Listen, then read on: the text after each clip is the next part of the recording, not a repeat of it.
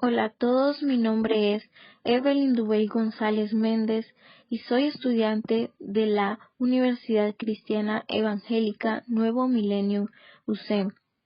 En la clase de Historia de Honduras, junto a otras compañeras, hablaremos sobre un tema de vital importancia para la historia de Honduras y para nuestro territorio en general. Esperamos que les sirva de su ayuda. La huelga bananera de 1954. Este es un acontecimiento de los más relevantes laborales e importantes para la historia del territorio hondureño, como lo fue la huelga bananera, hecho que fue conmovido en el año de 1954. Aquí conoceremos cuáles fueron algunas de las consecuencias de tan grande acontecimiento. Este es un movimiento social, uno de los más importantes de la historia de Honduras en los últimos 65 años. ¿Qué ocurrió aquí? Entre el 1 y el 2 de mayo de 1954, los trabajadores bananeros se fueron a un paro de labores que casi después de una semana cubriría a todo el país entero. Esta huelga, que fue un movimiento de mayo de 1954, durando más de 65 días, periodo en el que exigieron mejoras en las condiciones estudiantiles de los trabajadores en Honduras, ya que en ese momento no existía una ley ni código que rigiera sobre el trabajo y respaldara a los trabajadores. ¿Qué era lo que existía en esa época? Existían monopolios bananeros que no solo dominaban la economía en Honduras, también quitaban y ponían presidentes, controlaban el Congreso Nacional y el sistema jurídico a su favor. Esos dos monopolios eran la United Fruit Company y Standard Fruit Company. ¿Cómo se da? Las plantaciones de banano comienzan en Honduras por pequeños finqueros, quienes los venden localmente y también los exportan hacia Estados Unidos. Sus orígenes fueron aparentemente fortunos, pero en realidad estaban conectados con la crisis estructural predominante en el país y la necesidad de introducir reformas económicas, políticas y sociales. Fue necesario que el ministro de Gobernación General, Antonio Hinestrosa, interviniera en el asunto para lograr resolverlo conforme a la demanda de los trabajadores. De Isiondina Reyes. A continuación hablaremos sobre qué buscaban los trabajadores. Como anteriormente se mencionó que en nuestro país no existía ni una ley ni un código que rigiera sobre el trabajo. Entonces los trabajadores eran explotados por los extranjeros.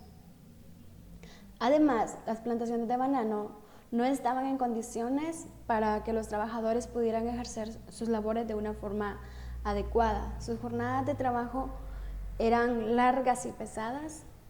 Además, en muchas viviendas de ellos no contaban con agua potable ni energía eléctrica.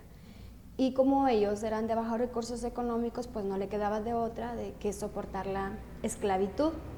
Su salario era muy bajo, o sea, no valoraban su esfuerzo, su trabajo, los hacían sentir muy mal, los hacían sentir como que no valían nada, que podrían ser despedidos y ser reemplazados.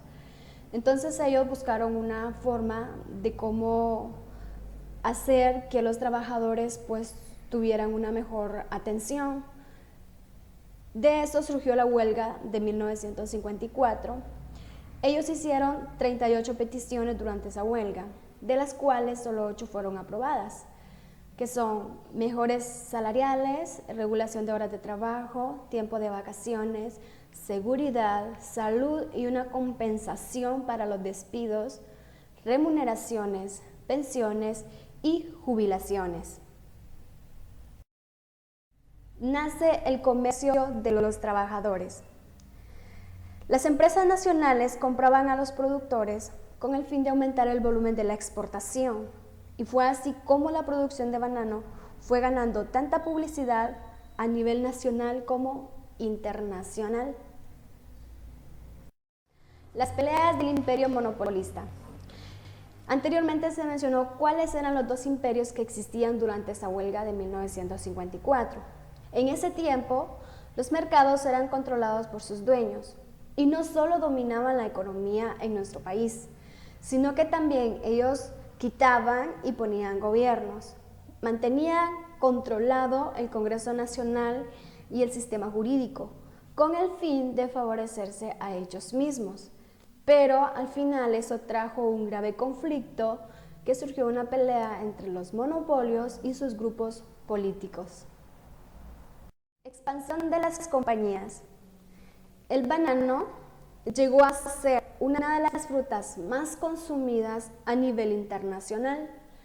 Entonces, las compañías nacionales tuvieron que iniciar nuevas plantaciones de banano y explotar nuevas tierras y así producir suficientes bananos para cumplir con las demandas por diferentes empresas, tanto nacionales como internacionales.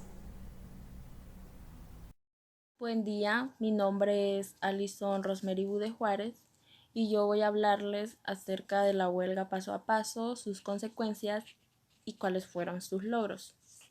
Todo comienza en el muelle de tela donde los trabajadores trabajaron en Semana Santa. Desde aquí empieza su descontento y es donde ellos deciden formar un comité de huelga, que un comité de huelga es un órgano previsto por la ley que en particular es para procurar la negociación y la resolución del conflicto. Estos trabajadores prepararon un pliego de peticiones. Los pliegos de peticiones ellos querían el seguro colectivo, accidentes de trabajo, también exigían el aumento salarial, la cesación de los comisariatos, préstamos, pagos semanal.